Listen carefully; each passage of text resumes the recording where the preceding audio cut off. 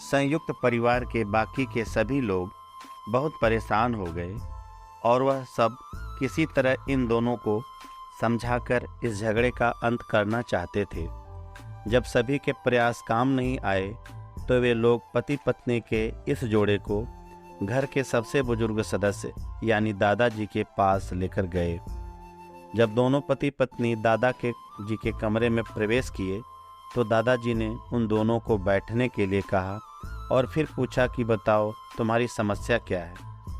दोनों पति पत्नी एक साथ बोल पड़े और एक दूसरे पर आलोचनाओं की एक झड़ी लगा दी।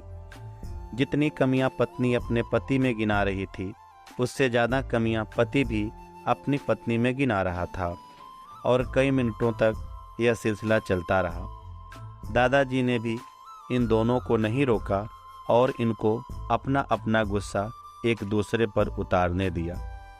आखिर में जब दोनों एक दूसरे की बुराइयां करके थक गए और शांत हो गए तब दादाजी ने उन दोनों से कहा, अब दोनों एक दूसरे की कुछ अच्छाइयाँ बताओ।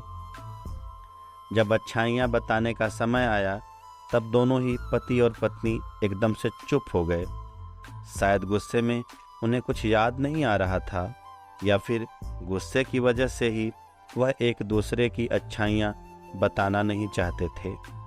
दादाजी ने यह बात भी महसूस कर ली।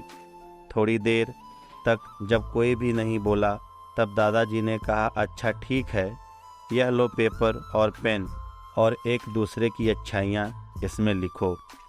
पति पत्नी दोनों ने ही पेपर और पेन लिया और एक दूसरे से काफ़ी दूर जाकर बैठ गए। थोड़ी देर तक ना पति ने कुछ लिखा ना पत्नी ने। फिर पति ने पेपर में कुछ लिखना शुरू किया। उसे देखकर पत्नी ने भी अपने पेपर में लिखना शुरू कर दिया। ऐसा लग रहा था जैसे दोनों एक दूसरे से कंपटीशन कर रहे हों। काफ़ी समय तक दोनों ने पेपर में लिखा और जब पेपर लिखावट से भर गया तब दोनों ही अपना अपना पेपर लेकर दादाजी के पास उन्हें देने के लिए गए। दादाजी ने उन दोनों के ही पेपर लेने से मना कर दिया और कहा कि अपने अपने पेपर एक दूसरे को दे दो और अब एक दूसरे के पेपर पढ़ो। पति ने पत्नी को और पत्नी ने पति को अपना पेपर दिया। वे एक दूसरे के पेपर पढ़ने लगे। थोड़ी देर बाद पति और पत्नी दोनों के ही आंखों में आंसू थे। पेपर में अपने बारे में लिखी अच्छाइयाँ पढ़कर पत्नी तो फूट फूट कर के रोने लगी। पत्नी को रोता देख पति उसे चुप कराने के लिए दौड़ पड़ा और माफ़ी मांगते हुए उसे मनाने लगा। पत्नी ने भी पति की माफ़ी मांगी और माहौल ऐसा हो गया जैसे कोई झगड़ा हुआ ही नहीं था।